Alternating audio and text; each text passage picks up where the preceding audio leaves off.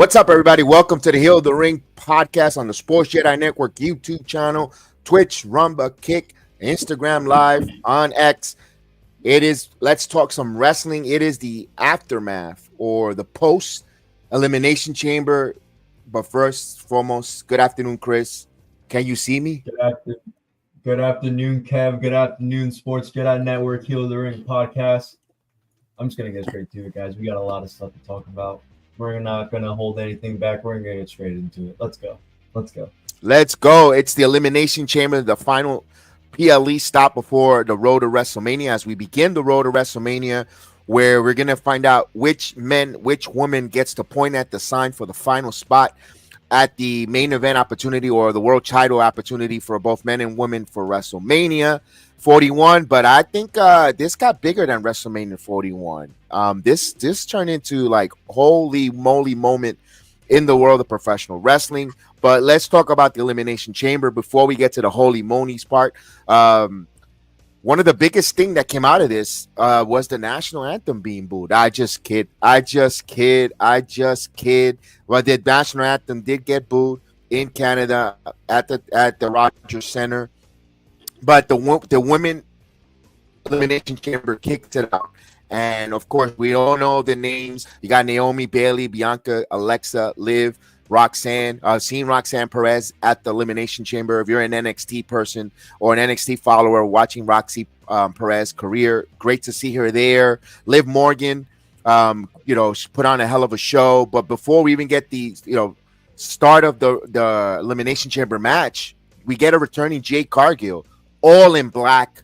Well, because it's interesting because Bianca and Naomi were in white, and they were all in white. They look great, and all of a sudden Bianca in the pod, and Jade comes out, and you're thinking she's going on a beeline to Liv Morgan, but the swerve in the Nights of Many swerve of holy crap moment, you see her going after Naomi and just obliterate her to the point where she can't compete in the Elimination Chamber to a screaming Bianca Belair in the pod. Can't do anything. She's locked in.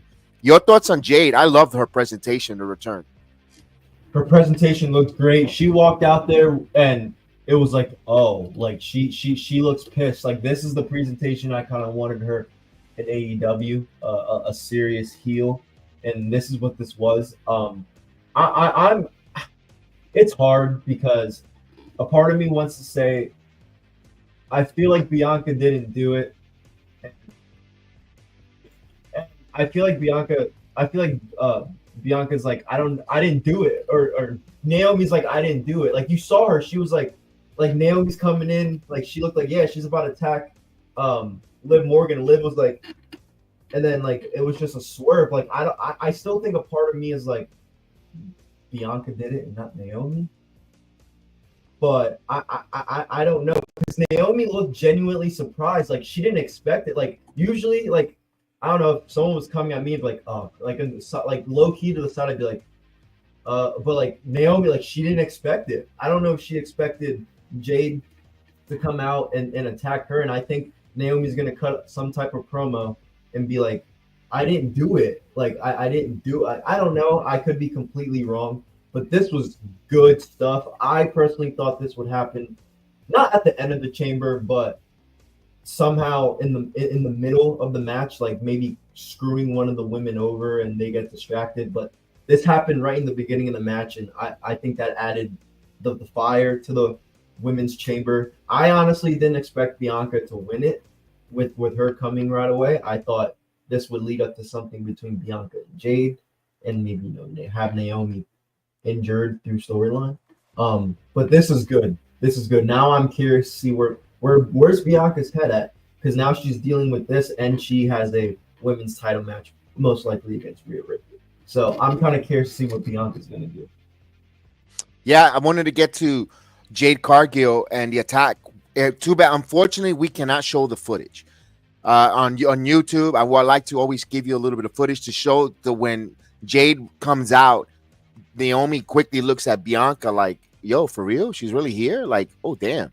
So there's also, there's a lot of interpretation on the looks on that. I urge you to watch that. You could watch this. You could watch it. I clipped it.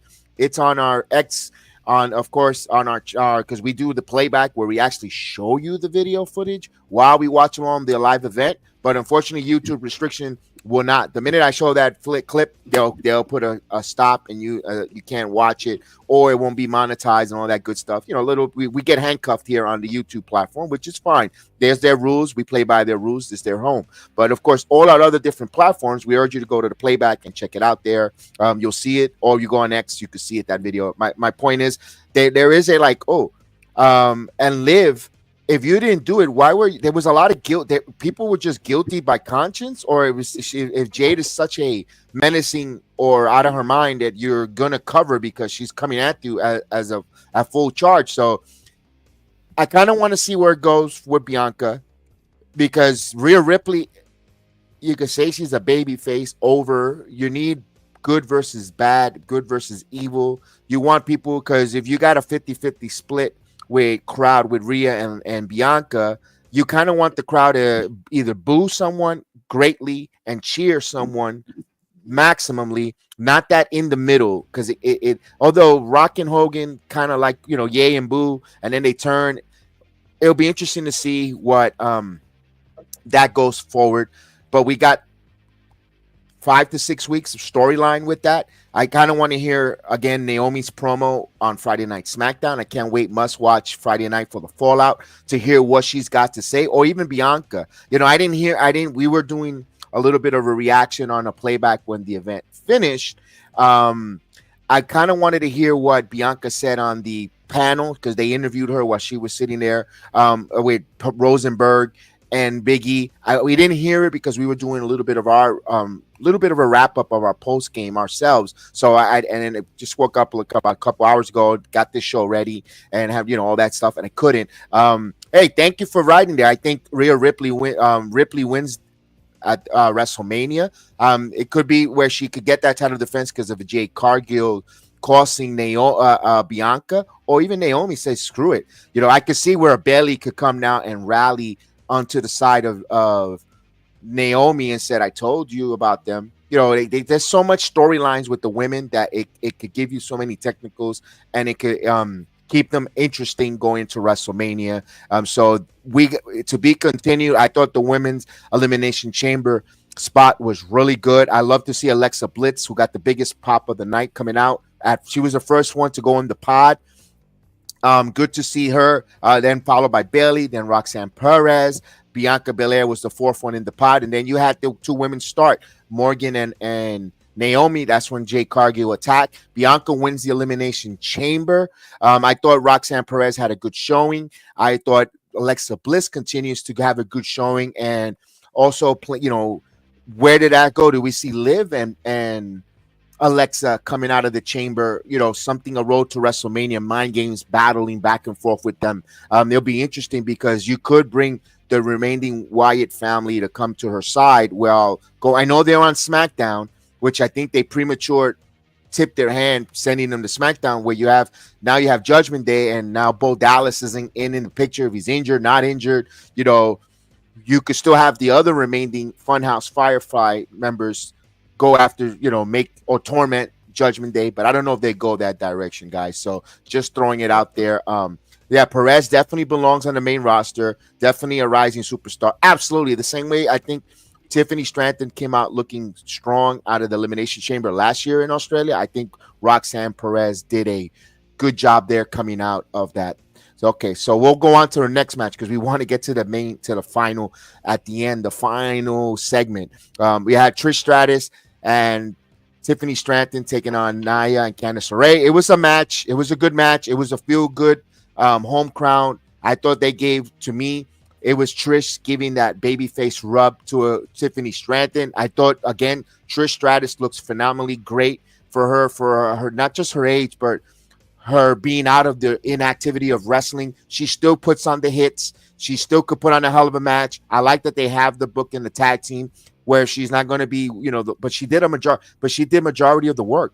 We got the hot tag to Tiffany Stratton, and she did a lot of the work there. And again, Nia and Candice LeRae, they continue to be heels. I don't understand the go away heat that Nia Jax gets. You need that kind of heel, but at least she's getting some type of heat, Chris.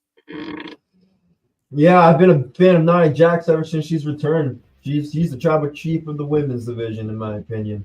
I really enjoy Nia's work. I didn't care for this match too often, but I enjoyed it. I appreciated Trish Stratus going out her home crowd. Like you said, she did majority of the work. She looked great. I like this for Tiffany. Gives her some experience, with a veteran. It gives her a little warmed up in a big situation. She's going into the biggest match of her career, um, opponent wise, venue wise, atmosphere wise. At WrestleMania in Vegas. So this was her little seasoning of working with a high caliber talent like Trish Stratus. But the match was okay. I think even Candice LeRae got her little spots in. Everybody got their spots in. I was surprised to see Tiffany do most of the work and not strut and get the kind of like the hot tag, because it is her home crowd to get the crowd fired up. But she wrestled a great amount of time. She hit her signature moves, got the crowd going. This wasn't an interesting match on paper, and it really wasn't that interesting of a match, really, when you watched it. But you can appreciate the little moments like that. So this is a good match to, get people, okay, we just had a chamber match, get them not chilled down a little bit, but watch them enjoy a match, get fired up for the Trish, and then get ready for what we got later. So this was a good match. This is a good spot on the card too. Yeah, it was the second match. It served its purpose. Get that baby face run, because she's taking on the arguably the most strongest or the most best female wrestler of all time in Charlotte. So you got Trish Stratus giving that babyface run. At least of the international crowd with Tiffany Stratton from Australia, now Canada, is behind her. So that served its purpose there. In a match that, before it started, we were watching the watch along, kind of downplaying it, and we're like, I'll wrap it up, because with Sami Zayn. But in a match, unsanctioned match, I'm gonna tell you, this delivered. This was a freaking monster, hell of a match. If you're one of those folks that like and miss the nostalgic from ECW or the House of Hardcore, or if you like those, it wasn't a death match, but if you like that type of match, that brutal brawn fight between, just a fight between two guys. These guys put on the stop between Kevin Owens and Sami Zayn. It was unsanctioned. The referees were not in gear. He had a plain old black shirt. We could critique a little bit of stuff there, but with the producers coming out and want to separate, it's an unsanctioned match. They're supposed to let them go. I understand they want to do a little win to the precaution, but I thought the Canadian crowd really ate up two of their home countrymen going in a fight. We even had hockey sticks being used. I mean, my goodness, the barbed wire chair, the table spots. Kevin Owens pushing Sami Zayn into the double tables. This was violence at least for a WWE era where they want to be PG or caution to the wind. They kind of pushed the envelope, and I loved it. I agree. This is one of the best matches these two have had. These two have tag team. I don't care, all of it. This was the one for me. I enjoy this type of style of wrestling, but it wasn't too ridiculous, like stapling somebody with a freaking gun, or staple. It wasn't none of that. It was a good hardcore match. I think what made it better for me is the story into this. These guys are best friends. They're kind of like in modern day Edge and Christian, and Canada wise, and they're in their home crowd. They're in front of their home people, so the crowd's going to be way more engaged, and I think the crowd helped this match tremendously. I liked it. It wasn't too much. There was a point in time where I was like, okay, wrap it up. It is getting kind of long, but then we saw the return of Randy Orton, which was really good. I know we'll get into it a little more, but I enjoyed this match overall. I wasn't too excited just because, okay, this is just a match for the Canadian crowd. We've seen it 100 times, but it was good. I like they do. If you're gonna do a type of match, these were the two people you can do it. They don't make it look dumb, and I criticize Sami Zayn a lot. But he puts on great matches, and he gets the crowd emotionally invested in him. So yeah, good match between these two. This Elimination Chamber was, and I'll talk more about the overall show at the end, but this was good stuff. I had nothing really Yep. bad to say about the show as a whole. No, what we saw from Sami Zayn, the way he struggles as a baby face. I mean, the struggle in his face, the struggle in the way he sells the moves, taking those two power bombs on the apron, and the way he just kept struggling, to taking the beating. And Kevin Owens continued to dish it. Kevin Owens himself gave up so much pain to Sami Zayn that he was exhausted. You could see it in his face, the exhaustion, and it was just a street fight. They sold both Sami Zayn and Kevin Owens. They sold the art of the struggle on a fight. That's the way you're supposed to look when you're going out there and beat the crap out of each other. Two men with a grudge match, tired, disheveled. Like, man, I battled. I went through hell and back in that match, and I appreciate that match. To me, that was one of the funnest, or the best. To me, one of my favorite part of Elimination Chamber. One of the top two was that, and also Jade Cargill coming out looking badass. I mean, we were going to talk about the whole thing in general, the whole piece of pie, but this particular match, and once when you think, this match, what a war, what they went through Hell's Gates and back. Out comes the Viper, Randy Orton, wants to get his comeuppance on Kevin Owens. Rotating his neck from the injury, holding his neck at, letting us remind you, if you forgot, he got that package power driver, and before he came out to the ring, going after Kevin Owens, everybody was invested for Randy Orton to just get his hands on Kevin Owens. And when he set up for that punt kick, we were like, oh, vintage Orton. And then, of course, the producers came out, and I you know what? At that point, I'm okay with that. I was saying before, but during the unsanctioned match, we don't need you to interfere and say not to do nothing.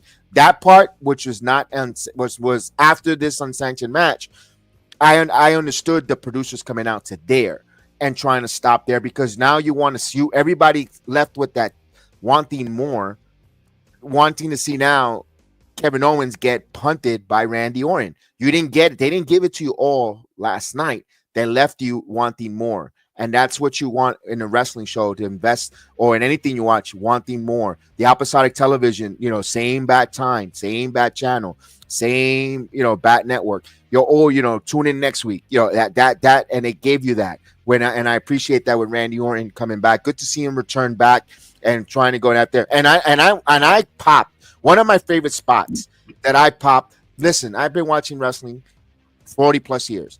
I always loved the heel. I always loved the art. But when Kevin Owens biting the face of Sami Zayn, this is a street fight. That typical heel, that Terry Funk, that Moondog Rashawn, that Stan Hansen, that biting and just that unhinged heel attack. To me, bravo. They put on a hell of a banger. To me, if you want to give it, I give it 5 lifesavers. You can have your stars, Meltzer. I give it lifesavers out here. To me, that I loved it. I love that. Bravo, Kevin Owens, Sami Zayn. What a hell of a night. And then we go right into the men's elimination chamber with a lot of things. We don't know who. There's so many speculation. Everybody on the internet was saying who win what. We didn't know who the hell was going to win.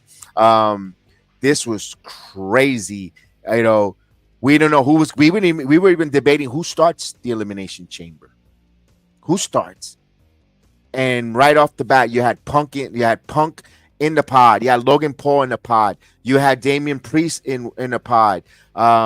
You definitely had John Cena in the pod, and then you had McIntyre and Rollins, who has a lot of blood and history. Go at it, go back and forth. To everyone's surprise, McIntyre, the first one, eliminated. Let me ask you this: I love that McIntyre. Is he going to gripe and cry for being the first one eliminated?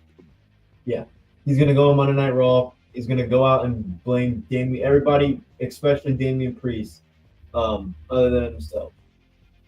This is good. I like it because I like to see Drew McIntyre get fucked over. Excuse my profanity, but it's awesome. It's awesome. I know you feel the same way, Kev. I know you feel the same way. I like to see Drew McIntyre get screwed over, and he's continuing to get screwed over because his and I know you don't like his promos, but when he's pissed about him getting screwed over, his promos are I think they're good.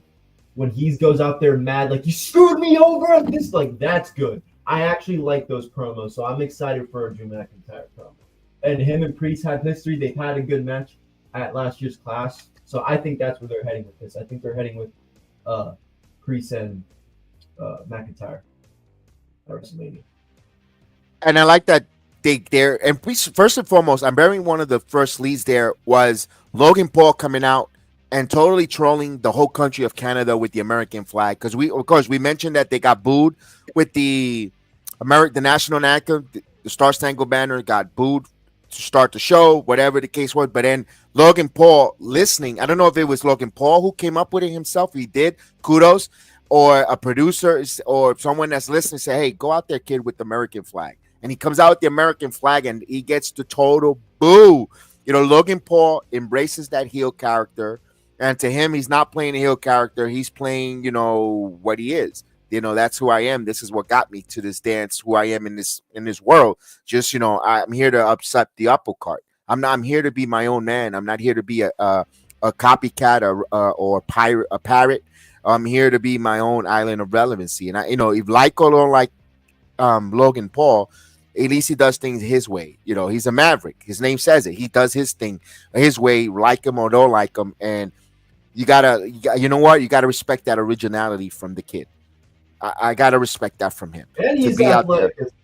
He's so athletic. It's not even like it wasn't even a problem with him. People weren't mad about Logan Paul getting into wrestling because he couldn't work. That kid is that dude is so athletic. And because we know he's a combat athlete, all that stuff. But people just didn't like it because he's Logan Paul. And sometimes that is what you need to feed into. Kind of like what Tessa Blanchard is doing over in TNA. Although this isn't that extreme. But I like this. I don't mind Logan Paul. The only thing I still don't like that he was United States champion.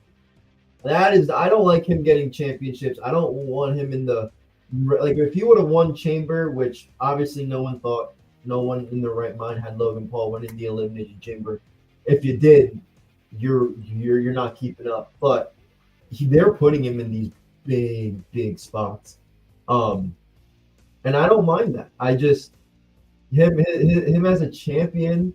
I don't see it. I don't see him making the commitment to it. I mean, they gave him the U.S. title for publicity, in my opinion. It was the election, and he interviewed Donald Trump. So, I mean, I don't see Logan Paul being a champion.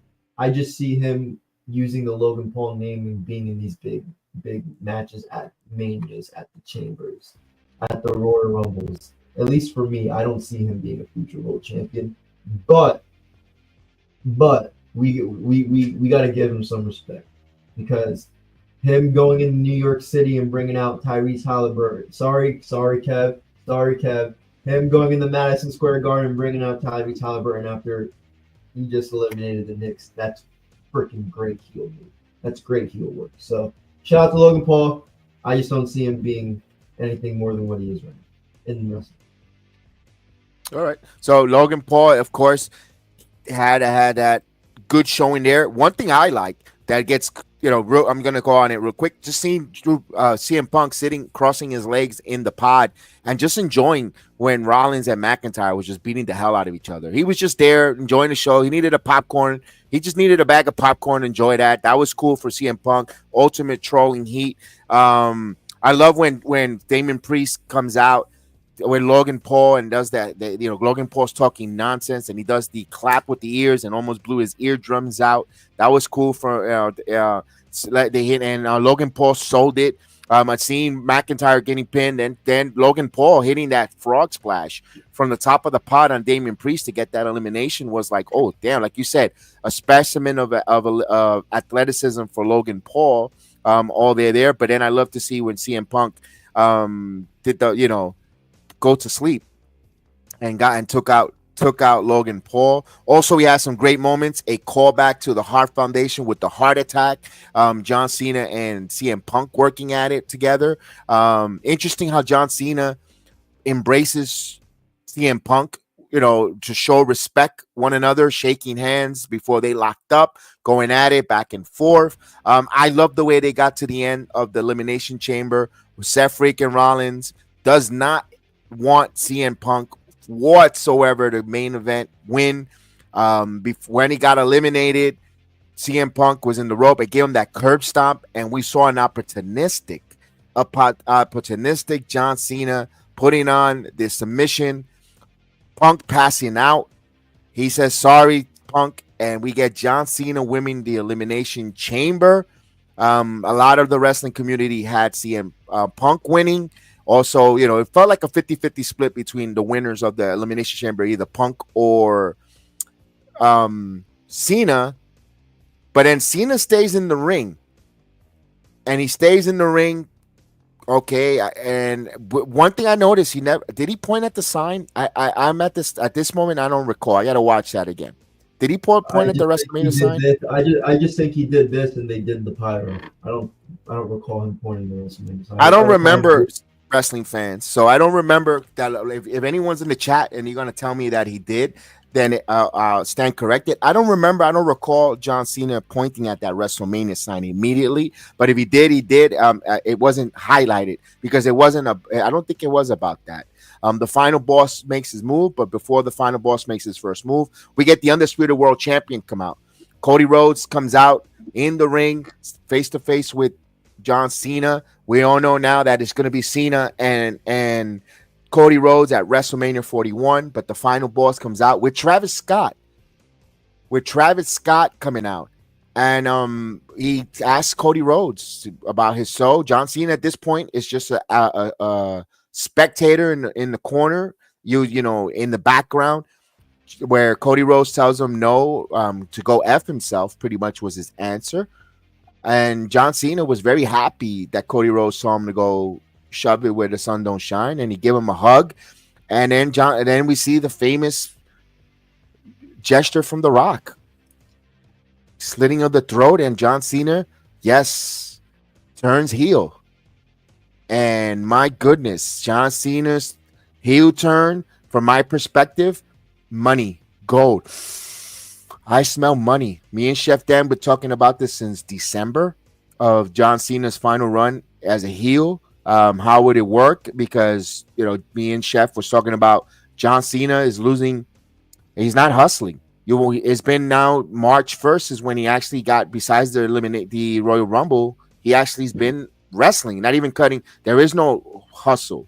He's not hustling because he didn't even cut a vignette, a promo leading up to Elimination Chamber that he's got to win or making a story, and he lost his respect by selling out to in his final year for that opportunity there to be Rock's champion or doing Rock's bidding. So my perspective for John Cena is a heel turn. Your thoughts there? Yeah, I mean, I didn't see this coming. I've said this since December when I heard Kevin and Chef Dan talk about it. I was saying I don't think they would turn John Cena heel on his last year of the company as a business move. Now that they did it, and now that I was absolutely wrong, I love it. I even said it back then. I said, if they do it, I'm all on board. I just don't see them doing it. I want to give so much. I know we talk about Triple H. I know a lot of negative. We talked about him last week in a positive, more positive than negative, but we give him critiques. We need to start respecting him a little more. And I'm starting to realize this now after last night, because him doing this just shows that he's going to do whatever the hell he wants to do. He's not going to let his daddy-in-law's past affect it. He's not. I don't even think to an extent he's going to let TKO determine. I think if TKO's running things, no, we can't turn John Cena. Are you kidding me? I respect Triple H so much. If this was completely on him, I respect it so much, because now it's like we call him predictable, but Has he? Is he really? And I even like him saying, "Are we on the road to WrestleMania?" Good job, Triple H. You finally made the Elimination Chamber feel like an actual part of the road to WrestleMania, not some BS filler pay-per-view you do right before. So good job, Triple H. I love that. But how many times has John Cena asked Vince, asked all these people back then, can I turn heel?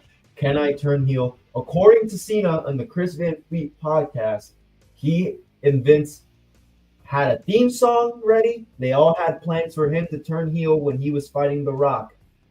I believe probably the second time in New York or New Jersey, technically. Anyway, and they scratched it. They scratched it. It never happened. And I'm happy for John Cena because this is something that he wants to do. I know this isn't just something that they're telling him, hey, this is the plan. No, I think he goes to Triple H and says, look, this is my last year. I've never been a heel. I want to do it. All the fans that have cheered Cena sucks. Cena sucks. I mean, I don't blame him for wanting to turn heel. I don't. A lot of fans, say he sold out for Hollywood. Cena sucked. They didn't appreciate him coming back. You'll never find me not appreciating Cena when he comes back. I'll tell you that. But a lot of people don't appreciate it when he comes back, saying, "Oh, he's stealing the spotlight from this. Oh, he's not pushing younger talent," which he has done. He did his entire run when he started in 2022. But I like it. I didn't expect it. That's probably why I like it so much. Like Kev said, it's money. We're gonna hear a John Cena heel promo for the first time since he started, because people forget he started out as a heel. We get that. Yes. But he was starting out. He needed something to get him going. The whole Dr. Thugonomics came to play in. First off, please bring that back. Second, we're gonna see a heel promo from John Cena for the first time in over 20 years, where he's the biggest star in the world. He was just some rookie kid coming in. Now he's him, and we've never heard it before. So this is great. I love it. ESPN's talking about it. All these Sports Center was talking about it when I woke up. So that's where the money part plays in. I like it. Again, I've told everybody for months that it's not going to happen. I eat my words on that. I was completely wrong. I love it. I love it. I love it. It's not about getting it. Travis Scott felt out of place, though, I will say. It's not about getting it right or wrong, because we could say we got it right. No, we put an idea out there, and we get excited. At least myself for Chef, because damn, we put something out there, and we like to see them execute it and go with it.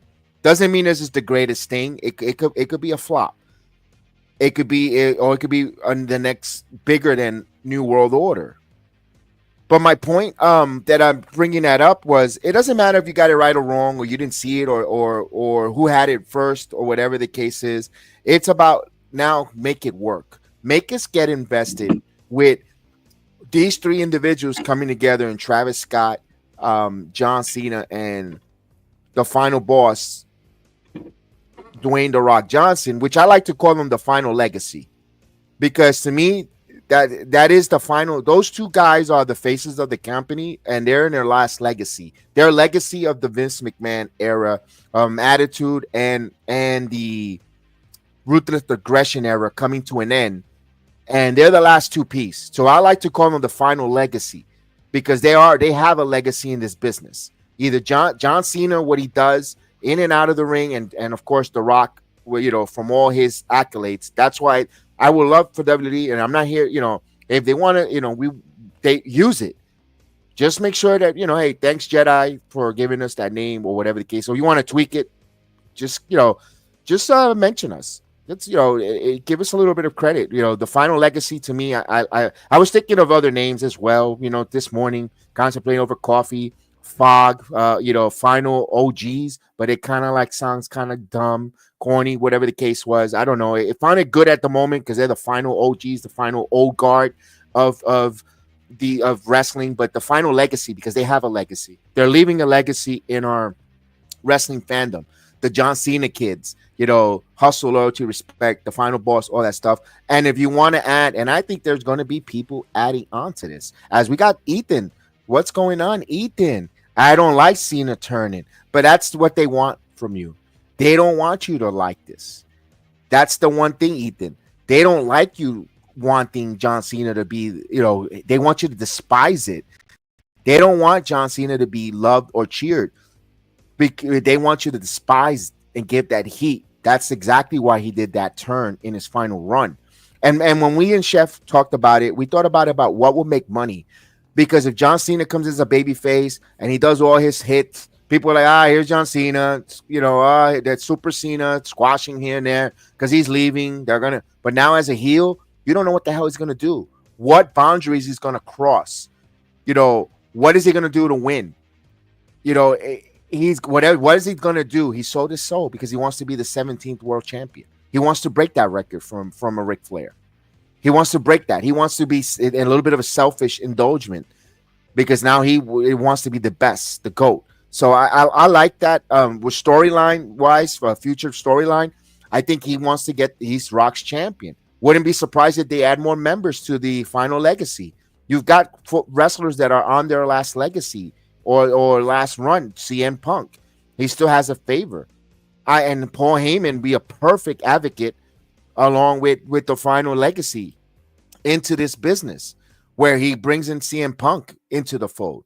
Perfect, where Punk wants to headline WrestleMania. John Cena, he could actually doesn't have to headline WrestleMania. He won it, but he's getting all this fame. He sold his soul. There's so many line, and that's up to creative to come up with it. We're just speculating. We don't have the full answers. I'm not sitting here. I'm not part of the WWE writing team, creative. I'm just spitballing situations or avenues where they could go and they could make it make sense. Randy Orton, and it could be a part of the final legacy. He's on his, you could see he's on the back nine. He wants to set himself up with some fame, some fortune. The Rock can, set that up there. You're pretty much kind of bringing up your modern day Mount Rushmore of wrestlers coming together in The Rock, and you could debate it. The Rock, Punk, Cena, even Randy. I understand you're going to say Roman. I get it, but this is for that legacy, that final legacy, that era of wrestlers. That's a Mount Rushmore for that time period that are active.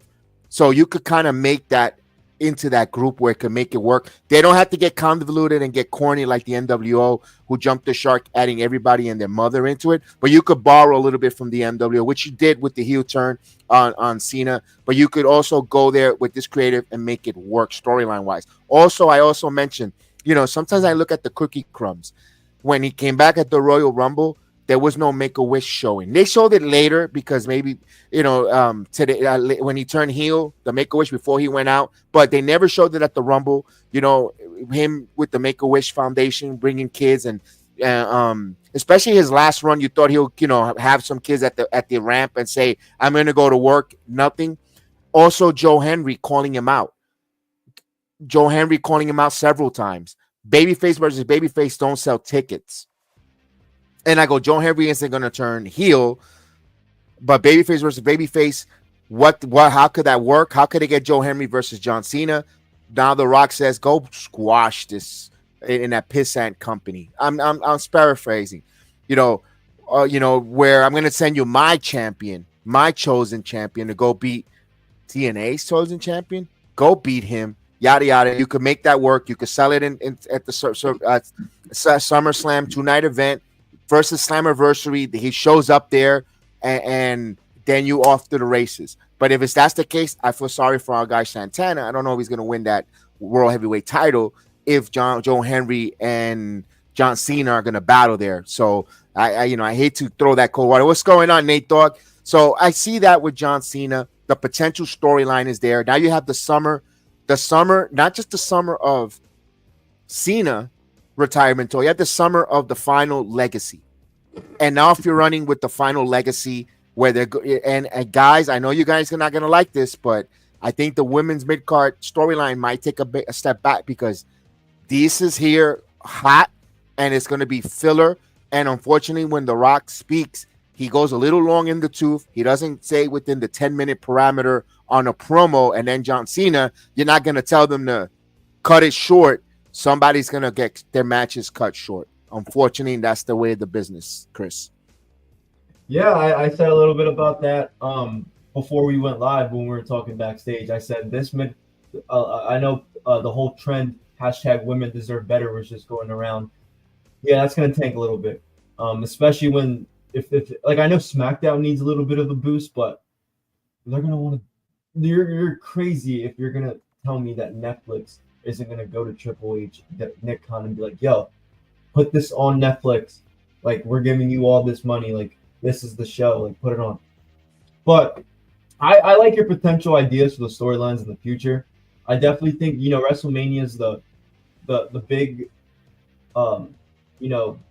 game right now. But I've agreed with you from the moment you said this. I do think SummerSlam is where it's at.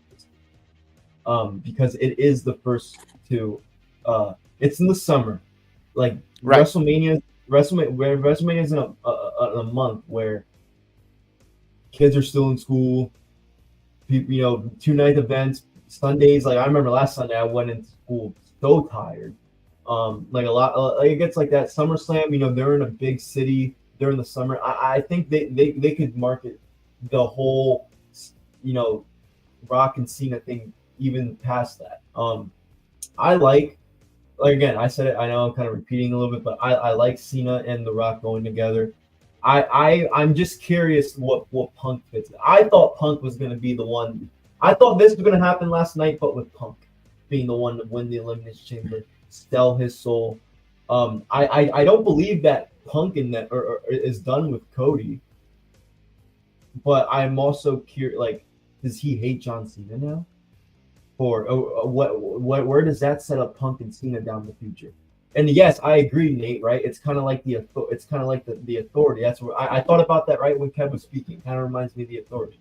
But I'm curious for CM Punk. That's what I want to know because I thought he'd be the one selling the soul of The Rock. And now I'm wondering, right? First off, what side does Paul Heyman choose? Where does Roman Reigns play in all of this? Because I know we still have the favorite. I feel like Punk and Roman can't be on the same side aligned with John Cena and Rock if Roman's favor or Punk's favor has to do with Paul Heyman getting what he wants from Roman or whatever. I'm also curious that we're gonna get CM Punk and John Cena again. I feel like, and especially after last night. I don't know if you saw the clip, but Punk was like, "What the hell, John? Like, you took advantage of that." Like he was like not cursing, but like the refs would get like go back. He was like, "What are you doing, John? That's not like you just took advantage of that." Like that was like kind of like, "Whoa, what was that?" Like that's not the John Cena that I now this. So I wonder when they come, they are gonna come face to face again. I'm calling it right now. I wonder what Punk's gonna feel. I wonder where is he gonna agree? Is he gonna like side with Cody Rhodes throughout this? I think Seth Rollins ends up joining The Rock in this thing. You think Seth? Okay. What's going on, Luther? What up, Luther? Shout out to you, brother. Appreciate you joining us tonight. That's the samurai. I think Seth, because especially if Punk is aligned with, like I just said, if Punk's aligned himself with Cody, and he's like, Cena, what are you? And like him and Rock have been kind of teasing it. Like remember at last year's in Vegas during the WrestleMania 40 little press conference they did, where Cena's like, who, or Punk's like, who would want? I just want to that want to slide with me, and The Rock just looking like, who the hell are you? Like you just got back. Like I feel like Punk will align himself, and then Seth obviously. Seth had warned Cody on Monday, like, look, like you teamed up with Roman. I think if Seth sees that Cody and Punk, little side by side teaming up against The Rock and Cena, I could see Seth Rollins joining. All right, hey, you're entitled I'm just to throwing that. It out there. No. Stick with it. Stick with it. No, stick it with because no one thought when Cena was going to turn heel when we mentioned in December. So stick with it. Stick with your guns.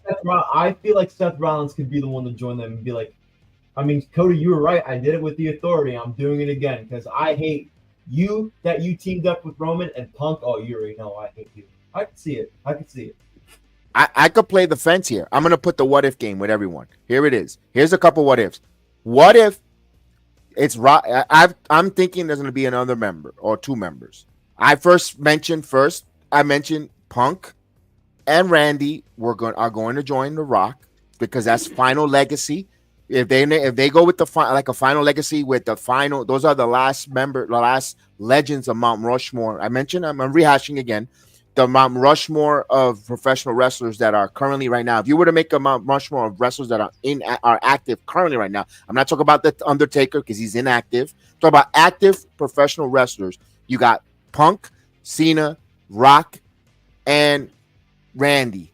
That's 4 right there. They can make their Final Legacy if they want to go there, or they could do something different where instead of that, you could have Roman being part of this because he is family. Although I still think Roman gets upset with The Rock for not choosing him as the champion, but Roman joins The Rock with Cena, where now Cena had no problem acknowledging and keep him as tribal chief. Then you have that like, oh damn, the stack is against me. It's not going to work, guys. I don't think it will because everybody wants to see. I think Rock's final adversary is Roman Reigns, but I don't know if they'll go that route. I'm just hearing me out when I'm saying that. I don't see Seth Rollins being the one joining The Rock. Although you could make a argument for Seth because he wants to be in movies. You know, he had his part in Captain America, New World Order as well.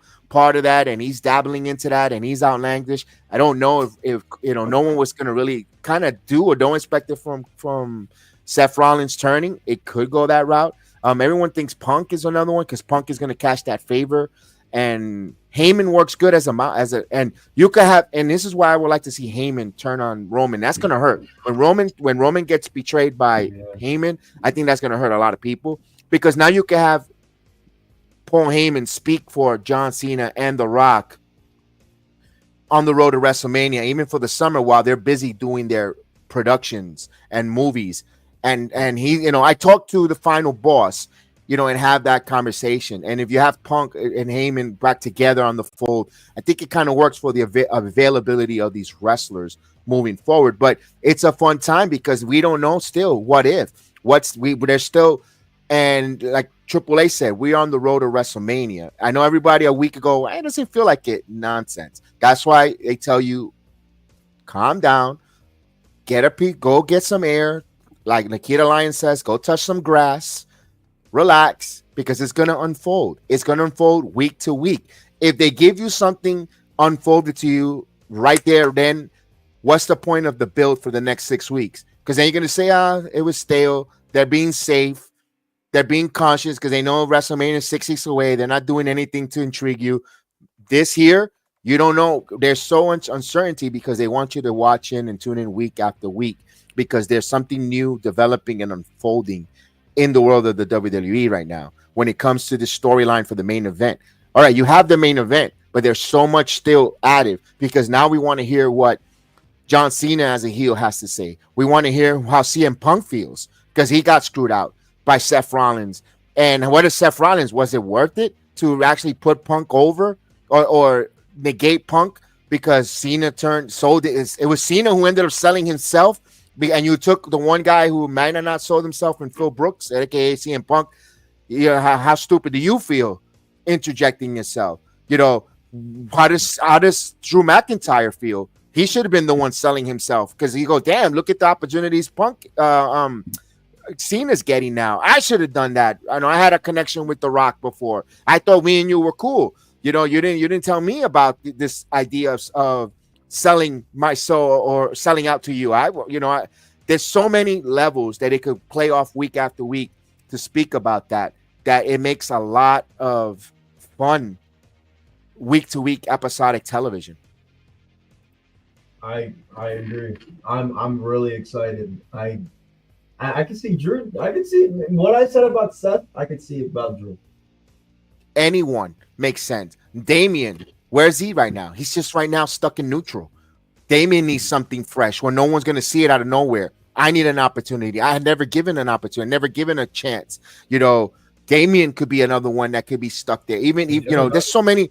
Every man in those, and again, just because elimination finish doesn't mean that other folks are going to want to chomp to try to sell their soul.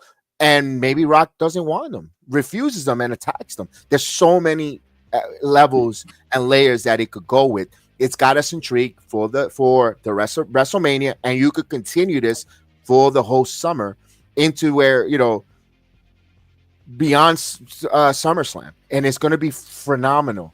It's good episodic television when it comes to the men, and of course the women. Don't let's not sell the women short. This Jade situation returning, she looks like a total badass to begin with.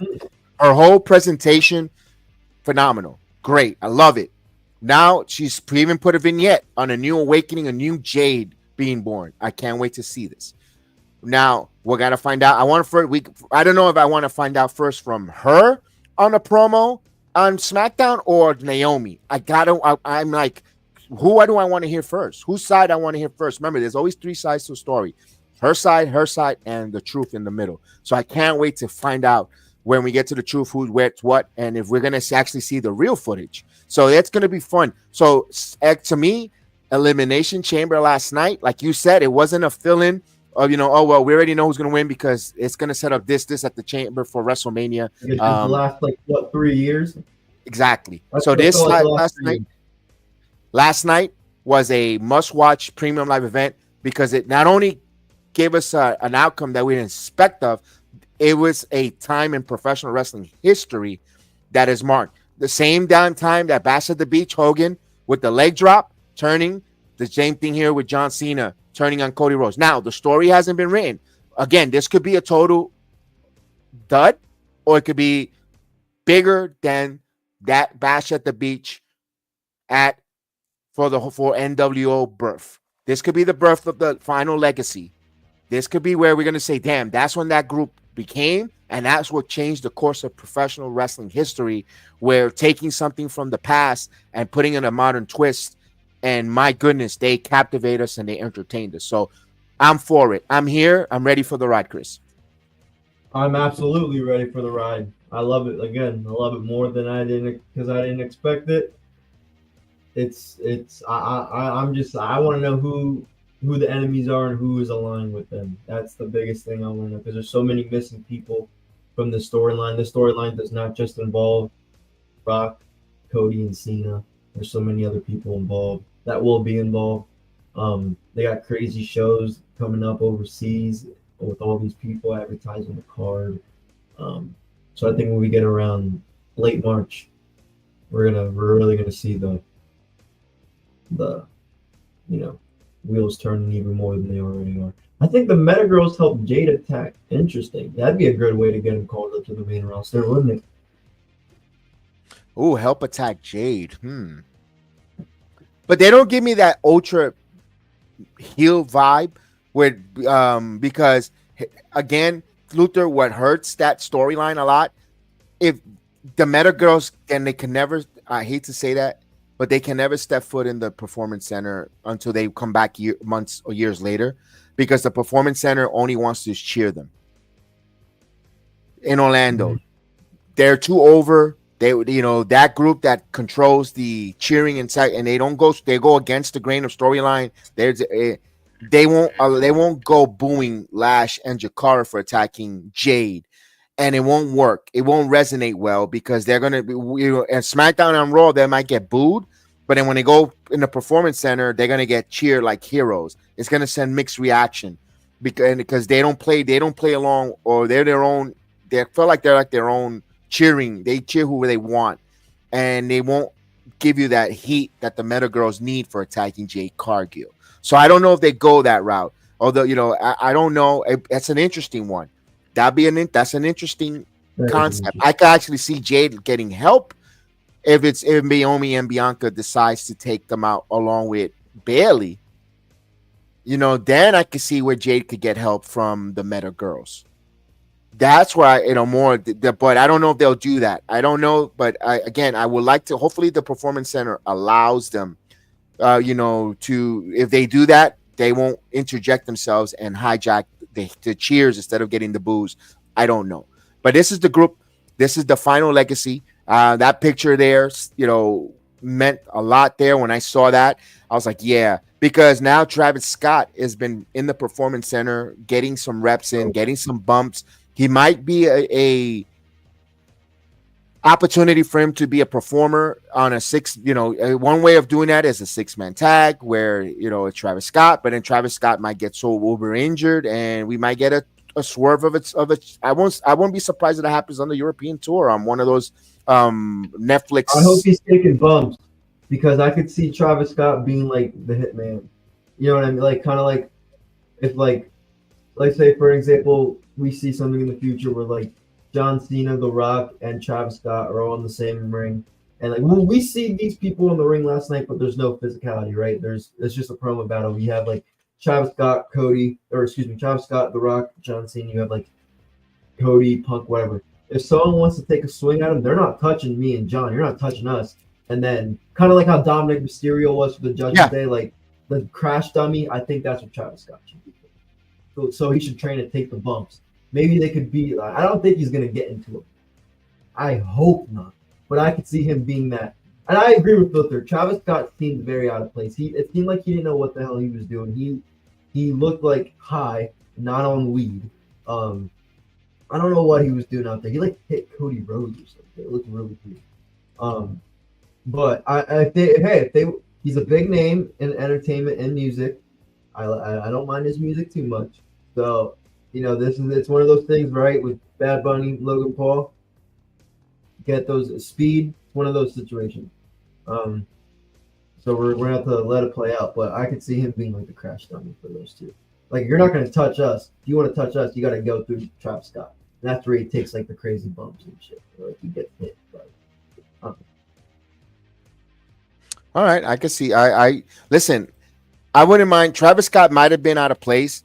I kind of like him being in it. I'm in one of those, and I'm actually surprised myself saying that. But if you're going to be part of the WWE and you're going to get bumps and you're going to be a performer, you got to be clean and sober. You can't be high. You can't be smoking, because your hands are going to be your hands. These performers are going to put their body on the line in your hands, and if you go out there enamored or compromised, you could hurt someone's neck or someone's spinal cord or yours yourself if you don't tuck your neck incorrectly on a driver or a splash or so forth. So hopefully I'm more than happy to welcome you into the WWE as a performer, to watch you and cheer for you, heel or babyface, it don't matter, but you have to be clean. You have to be committed and focused, because you're putting your life and other wrestlers' livelihood in your hands. It's not a joke. This is not wrestling on pillows or on mattresses. This is the real deal. Excuse my language again. It doesn't matter. It doesn't matter if he's built like a stick or not. If he wants to, I'm for him. I'm not going to tell him you can't get in the ring. You can't do this. You could. Anything is possible if you want to. If you have the will and determination and the love. But you have to do it by the same rules and learn the responsibilities that is invested in you as a performer, not just entertaining us with your words but also now your physical action, and be able to carry and grab and put on holds, and the craft that is professional wrestling, the respect. And that's all we ask. For me, as a fan that's been watching for so many years, I just want you to respect the business. When I mean respect, is your body. Treat your body like a temple when you go, because it's going to result on other people in the ring. So that's all I say from Travis Scott. I'm for it. I'm not going to shit on it, poo-poo it, or say, no. I'm not being that old man, get off my lawn. I don't mind it, because we're in a different world. That's part of sports entertainment.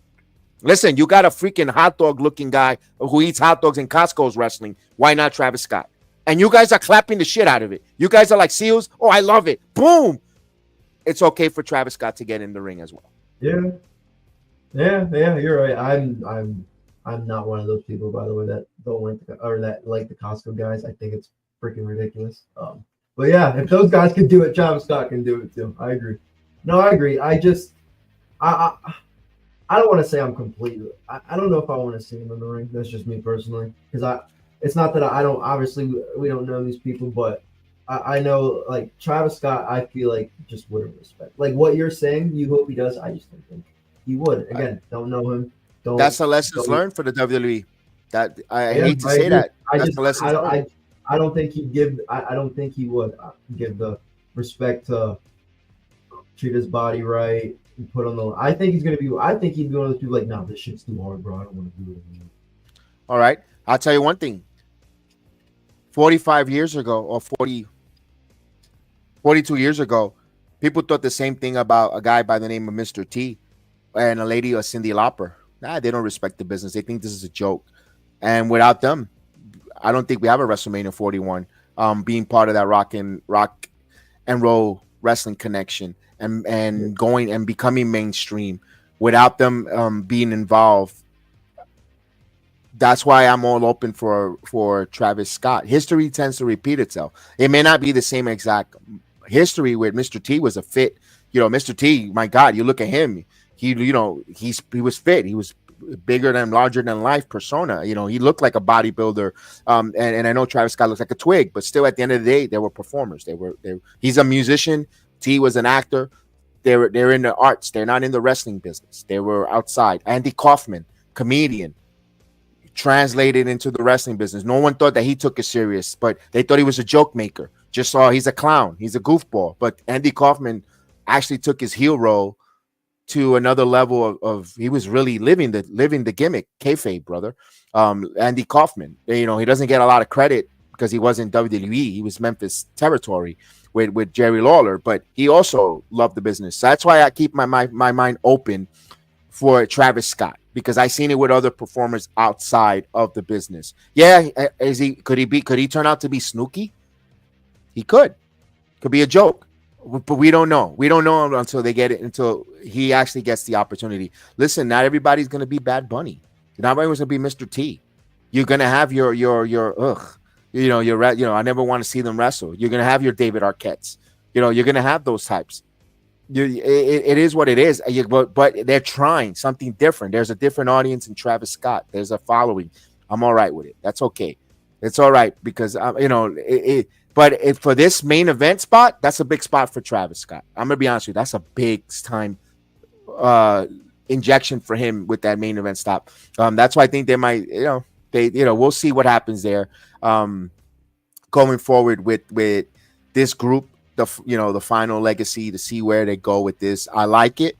I'm open to it. It's something fresh with some veterans, so it's something different. Like, oh wow, like, oh, this, so it's something different. The heel turn, phenomenal with John Cena. We're gonna see where John Cena ascends, where it translates. For WrestleMania, Cody fans, be careful. Be prepare yourself for that title coming off your waist.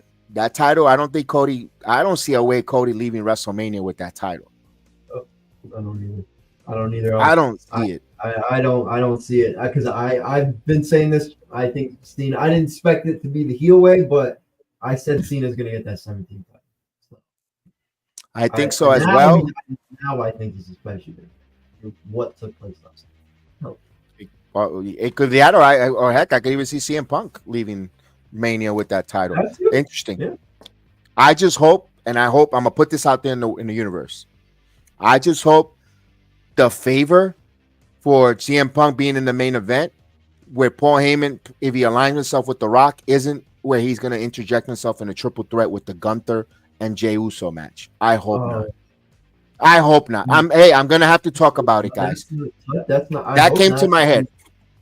That came to my mind. That came to my mind, guys. It's not gonna happen, but I have to speak it because it came. If I thought about it, I'm gonna might as well say it. Where he's gonna catch that favor. The final boss says, "I'll put him in the main event." Because Triple H said it doesn't matter. Like, there was a question by a reporter asked him, "Do you see that the men should the men main event night 1 and do the women get main event night 2?" He says, I'm paraphrasing, it doesn't have to be men or women. It's whoever takes it and shows me They deserve to be the main event. Go out there and take it. Make me make that decision to put you on last to close the show. In men or women.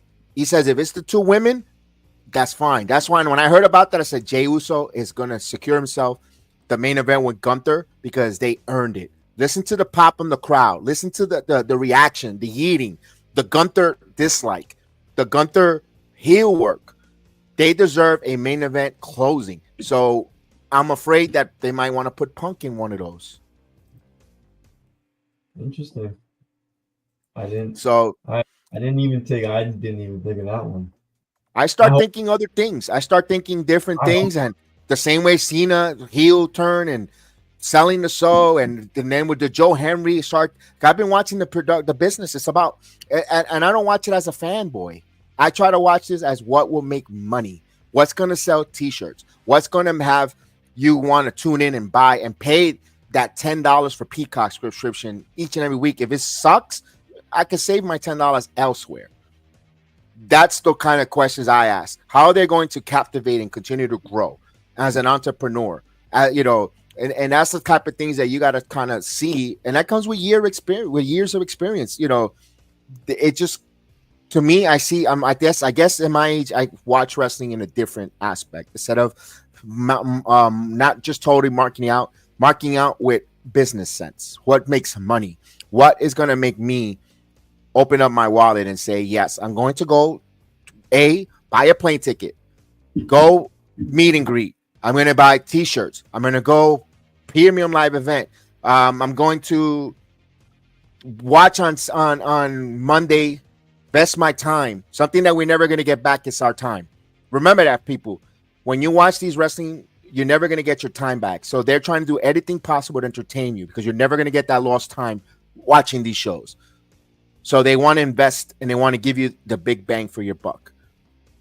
That's the way I see it. I'm like, okay, what's going to captivate? What's going to make that family of four say, you know what, we're going to New York this summer because we're going to go take the whole SummerSlam experience.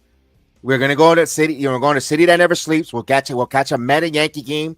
We'll go to Fanatics, meet and greet. We'll go to night 1 and 2. We'll have a good time in New York. We'll go here, there. Jersey Shore, yada yada, Atlantic City, boom. That's what makes people to draw you to get in there to watch that. Those are the type of things you ask yourself when you're trying to think how creative is booking wrestling. That's just the way that's me personally, Chris. No, that's a good way to look at it, especially when you talk about when you talk about it, like we do on here. It's a good way. You gotta the who, the what, and the why. That's what wrestling's about. Business at the end of the day, people. With TKO, it's about this. It's not. They want to. How are we going to make you spend money and make you feel good, or not feel good? But you want to pay more because you have an opportunity to win good. It's like when you go to the casino. You lost right now, but you're thinking, I need one more bet. I could recuperate. Double or nothing. I know I'm going to make it back. I'm going to give me. I'm going to put everything on red because it came out black. But you know what? I lost $20. I'm going to put another $20 because I'm going to double my money, make it 40. I'm going to get my money. I'm going to break even. Boom. And that's what wrestling kind of does to you when heels lose. When the heels go on top, you want to go back to double your money because you want to see the babyface prevail. And you're willing to invest your time in that story because you just think, oh, man, he's going to get his comeuppance. I'm going to be there. I'm going to plunk my money. I'm going to be there. I'm going to be there to say, ha, ha, you lost, penis breath. We got you. That's what wrestling. That's the emotional connection that wrestling does. So I like it. I'm ready for it. I hope you guys are ready for it. I hope you guys are ready to go with the Elimination Chamber review here. What's going to happen now upcoming week, because now it's the road to WrestleMania. And during that road to WrestleMania, you have a European tour.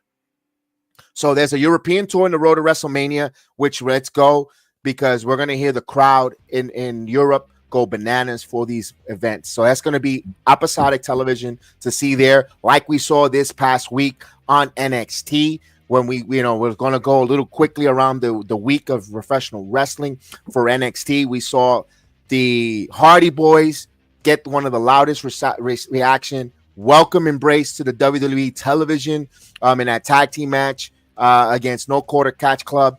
Great to see Matt and Jeff Hardy so over here in 2025, Chris. I love to see the match with No Quarter Cash Club, phenomenal match, where we see Santino Marella come out.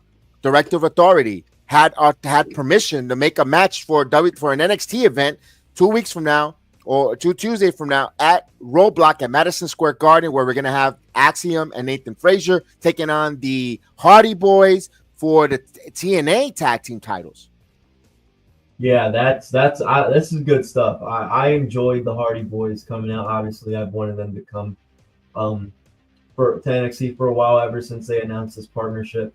But I said it before, I'll say it again.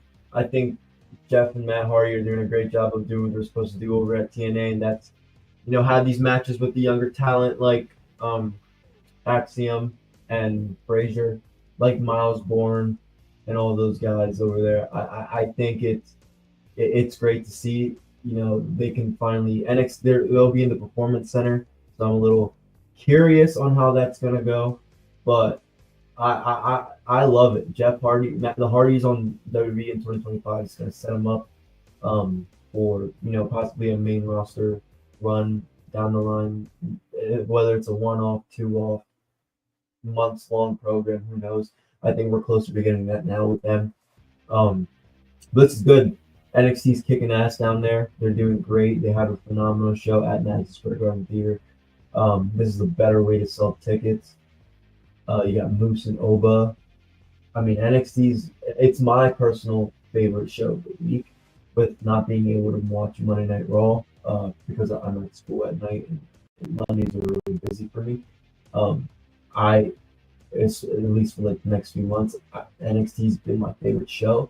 And it makes you want to watch TNA on Thursdays too, because although nothing crazy happened, it makes you want to watch TNA Thursday because they could lead that into the story. Kind of like they did do that this Thursday too, though, side with Moose talking about Oba leading up to Roadblock, which is kind of interesting and hard because they tape it right after. But yeah, I enjoy it. Makes you want to watch TNA, and NXT's just showing you guys that they're dominant, they're must watch. I'm surprised they didn't break a million views too. Hey, that's another thing. I'm very disappointed that the viewership, it's a good number. They had a good number, close to 800,000. I thought they were going to hit 1 million because you have Moose taking on Lexis King. 700 and plus. It was a high. 900? They didn't have 900,000. 900 the week before. Correct. They didn't draw. It wasn't a big number. They say it was decent. I'm gonna be totally honest with you. Call me whatever. I thought it was not. It did not live up to par for me personally. The number wise, people say it was good. It trumped Dynamite absolutely. It beat Dynamite. It did. But I didn't think it should have drew higher personally. I thought it was going to be 960 plus because you had that hell of a match between Lexis King and Moose for the X Division title. That was just a great matchup with those two. If they tell me I want to see that again, yes. I like the fact that Moose knows, as a big man, knows how to wrestle with the smaller athlete. Lexis King, although not a small, but my point is like a stature, like a speedball, like Alexis King. Moose put on some moves that I have not seen Moose ever done. That drop kick, the best match of Alexis King's career.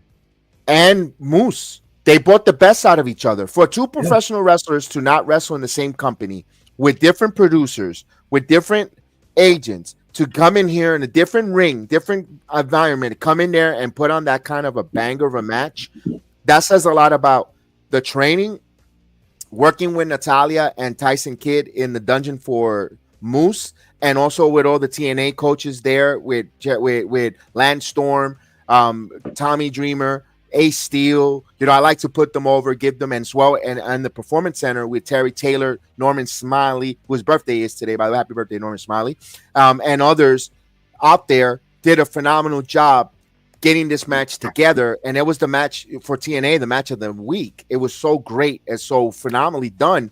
And just to see those two get in there, I wouldn't mind seeing them wrestle going forward. I thought that was a good spot there when we're going in that collision course, Obafemi versus Moose, they're going to have a face-off this Thursday night on the Impact Zone. So we're getting ready to see them going face-to-face. Having they managed to have a six-man tag.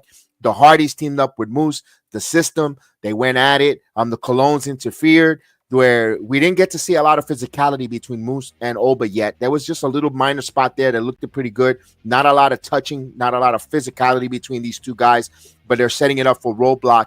It's going to be a Tuesday night NXT live from the CW from Madison Square Garden. That's going to be a big deal. Also, another big deal is going to be for the NXT World Title. So that's an NXT match for the World Title between Moose and Obafemi. Also, we're gonna have this is another one that to me lost or had me scratching my head, raising an eyebrow. Was the unification? Now we have a unification match between Stephanie Bakir and Julia for the. They're going to unite the North American Women's Title and the NXT Women's Title are going to be title for title, where it's only been 8 months since this title has been to existence. Now we're doing unification or title for title. They didn't say unified; they said title for title. Your thoughts on that? Interesting thoughts on that I have, because I don't know why we got this match so soon. If you wanted to set up Julia versus Stephanie at Madison Square Garden, why did you have her win the title at entrance? I don't like unification matches when it's, especially in this case, when the only two women's championships.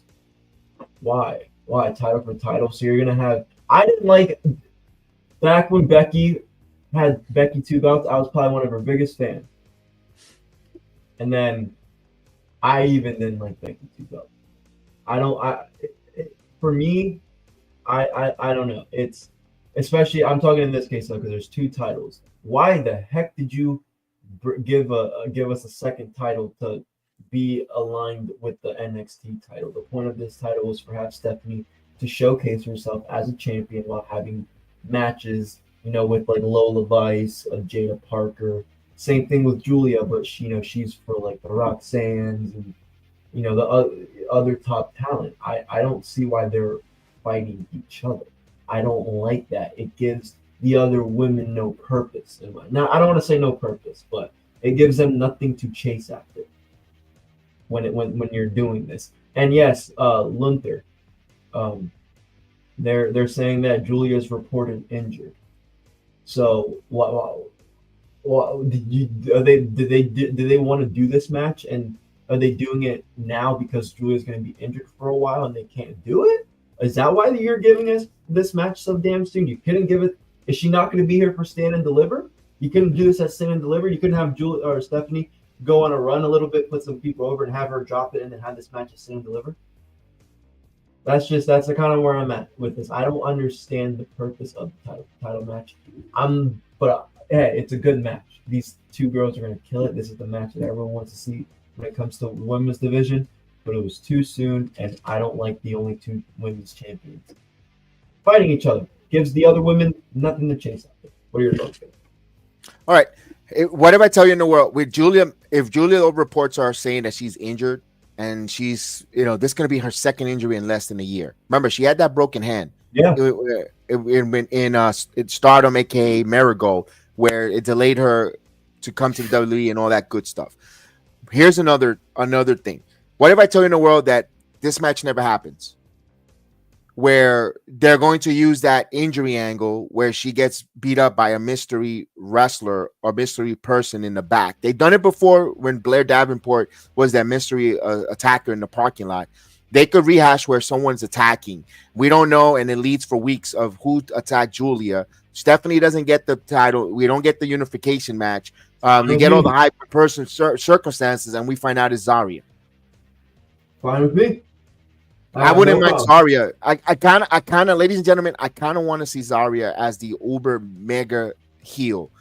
The way her makeup, her presentation, her look, she's wasting her talent trying to be a babyface with Soruk. And I listen, because there is no women tag team titles, NXT women tag team titles. I kind of want to see Zarya, and Zarya was brought here with that celebratory game changing one of the third leg of the women coming here from across international that was like, whoa, I cannot wait to see her. The way they package her walking and walking towards NXT and breaking in the path of destruction. I kind of want to see Zarya being booked as the path of destruction. One way of doing it, availing that she's the one that took out Stephanie McCour's best friend, Julia, where, you know, even if they have to relinquish the title there, for her for being injured, and then she comes back later on, whatever the case is. I kind of would like to see that in that world where they don't get to have that physical between Julia and Stephanie McCoy. You could always get to that later in the summer. I kind of would like to see it be Zarya going forward. Although you could say someone that could hurt a Julia to a point of an injury, it's a Lola Vice. I can see Lola Vice being intergened into this, where Lola Vice is an MMA fighter. She's a badass. She's you know, she's the one. She's a quiet, beautiful assassin, and she goes out there and destroys Julia backstage without knowing. Because remember, Lola Vice has a chip on her shoulder when it comes to Stephanie Becerra. You know, she sees that. You know, when she remember that promo in the parking lot, she walked by there when she was cold, and she almost took some people's eyes out. How pointy those nipples were. You know, Lola Vice is a mean, tough. Don't let that fool you. Don't let that fool you. She could kick ass. She's undefeated. She's undefeated in 5-0 on the Bellator record when she fought in the MMA in the cage in the octagon. What about Jada? But Jada's got her hands with Kalani right now, but it could work as well if you could bring that to that fold for Jada taking out Julia. But it kind of felt like, because there's history between Stephanie Becerra, or they're intimating history between Becerra and Lola. But if it's Jada as well, it's her time. Lola, Jada's from the street. You know, she portrays she's from the street. It's her time. She's about that life. So character-wise, guys, character-wise, when she comes out of the mud, OTM, character-wise, she's about that life. She's about to rolling up her hair in a bun. She's gonna put the grease on. She's gonna put Vaseline on her face, and she's gonna kick your ass, no matter where it is and what corner. But she's going right now with Kalani. That's Jada Parker right now. That's Miss Parker. But Lola is a quiet, beautiful assassin who she says her fists don't lie. And they could go that route with NXT. I want to see how they do it. If they do the unification, I'm going to be like, ooh, did they feel like, are you telling you're making a mistake with that Women's North American title where we all got excited and we all like the concept of it? We'll see. We're creative before we got to let it breathe, let it play out before we knock it. Before we see where it goes. But that's interesting that they're doing that at Roadblock. Roadblock feels like a premium live event that's going to be televised in the CW. But here's the one thing. I'm going to say this. To me, this is going to be the last shot for me. If the WWE do not get over 900,000 with Madison Square Garden for the Roadblock special, there's an issue either with CW marketing this or what's going on that we're not getting the viewership that high there, because CW is totally free. It's all across all the United States market, where your local affiliates, people not tuning in to watch NXT. That should easily get 900,000 to 1 million views, and I'm kind of like surprised. Do you think people don't want to watch it because? And again, I love NXT. I watch it every Tuesday here, but on the playback. But do you think some people out there are like, why am I going to watch NXT? That's quote unquote developmental. That's like, what it is. That's you're hitting it, because there's naive or ignorant people that say that, and they use that as a judgment, not watching it. Yeah, I agree. I see it a lot. I hear it a lot, because that's why some of my friends don't. Oh, I'm not watching it. Correct. You're not going to watch the Hardys come out. Like, you're stupid. It's not even the Hardys. That's just an example. Like that's an example of what they can produce, though. You're telling me that's developmental, but I'm giving you an example of like who's on the show. I got you. You know what I'm saying? But here's my personal view. I'm going to tell you from my personal experience. Me being there at 2.0 and watching Elira Valkyria,